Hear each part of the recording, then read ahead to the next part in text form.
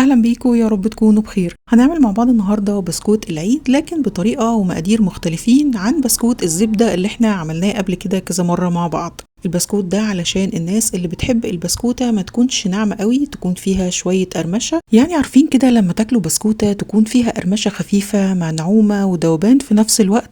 يعني بجد طعمه حلو قوي ومقاديره مظبوطه جدا، والرسمه بتاعته ثابته زي ما انتم شايفين، وبجد رائع ومتاكده ان شاء الله هيعجبكم. هقول لكم كمان ازاي نقدر من نفس العجينه نشكلها بالكيس والماكينه من غير ما نغير في المقادير.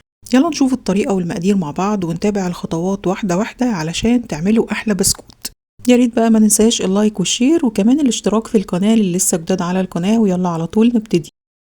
اول حاجه هنبتدي بيها في المكونات بتاعتنا النهارده هي الزبده، والنهارده مستخدمه 500 جرام من الزبده. تقدروا تستخدموا اي نوع زبده طبعا ما عدا الزبده البلدي علشان بيبقى فيها نسبه سوائل عاليه وطبعا هتنشف البسكوت. الزبده لازم تكون بحراره المطبخ وتكون طريه بالشكل اللي انتوا شايفينه ده، و500 جرام بيبقوا تقريبا كوبايتين وربع. طبعا الافضل ان احنا نستخدم الميزان علشان تطلع كل المكونات بتاعتنا مظبوطه وتطلع الوصفه بتاعتنا ان شاء الله مظبوطه.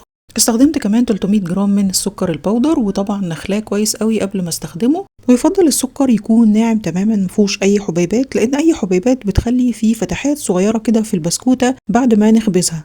المكون بقى اللي هيفرق جدا في القوام بتاع بسكوت النهارده وهيديكوا القرمشه اللي انتوا عايزينها هو 100 جرام من السمنه. السمنه انا طلعها من التلاجة وطريه زي ما انتوا شايفين كده، لكن متماسكه، يعني مش سمنه سايحه او ناشفه جدا، يعني هي بالقوام اللي انتوا شايفينه ده علشان نضربها تبقى سهله معانا وتبقى كريميه. والسمنه اللي انا مستخدماها دي سمنه بلدي بقري، لو حابين تستخدموها بتدي طعم حلو جدا. ضفت بقى السمنه مع الزبده والسكر وهبتدي اضربهم بالمضرب، سواء المضرب الكهرباء او في العجان. هبتدي الاول حوالي نص دقيقه كده على السرعه البطيئه، وبعد كده هبتدي اسرع وهضربهم حوالي كده 4 دقايق.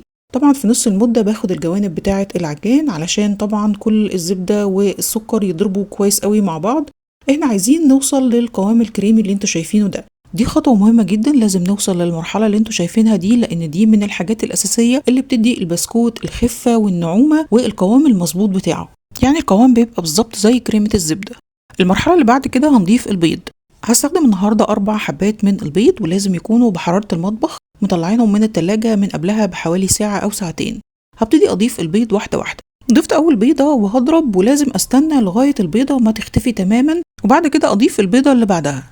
طبعا وأنا بنزل البيض نزلوا 2 مع بعض، فلازم أستنى لغاية ما يتخلطوا تماما ويختفوا تماما، وبعد كده أزود آخر بيضة. طبعا الخطوات اللي احنا بنعملها دي مهمة جدا علشان تاخدوا نتيجة مظبوطة، لازم ندي كل خطوة حقها. ضفت آخر بيضة وهضيف معاها معلقتين صغيرين من الفانيليا السايلة.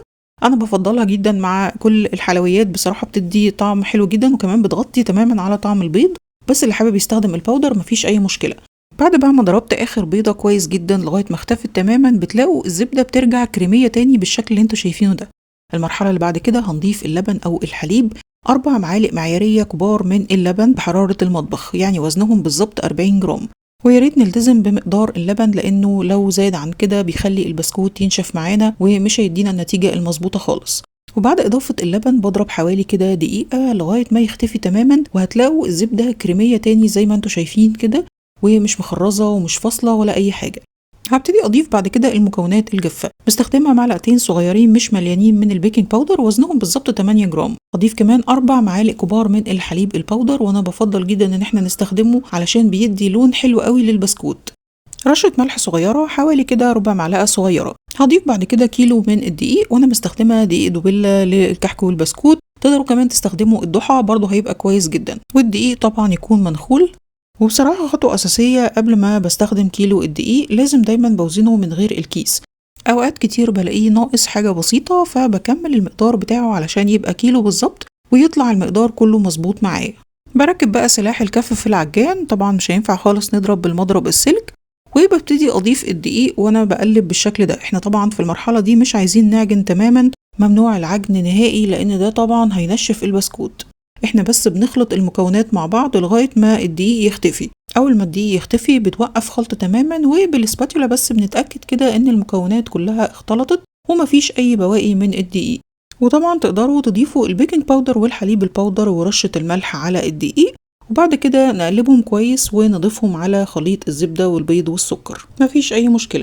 شايفين بقى ده بيكون قوام العجينة بتكون طرية جدا ويدوب بس ما تلزقش في ايدينا. وطبعا لو مش بنستخدم العجان يفضل ان احنا لما نضيف المواد الجافة ان احنا نقلبها بسباتولا او بمعلقة، بلاش بايدينا، لان الحرارة بتاعت ايدينا ممكن ان هي تسيح الزبدة وتخلي العجينة تلزق اكتر في ايدينا.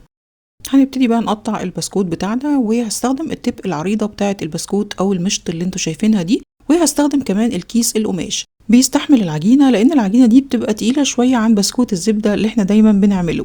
ولما نيجي نقص الكيس بنقصه يا دوب بس على قد التب، بتكون السنون بتاعتها بس هي اللي باينة، وده طبعا علشان ما يتقطعش معاكوا او يتفتح من العجينة. لو احنا بنستخدم الكيس يبقى هنشتغل في العجينة على طول، لو هنستخدم الماكينة يبقى هنريح العجينة حوالي 10 دقايق او ربع ساعة اقصى حاجة، هتلاقوا العجينة بتمشي معاكوا حلو جدا في الماكينة.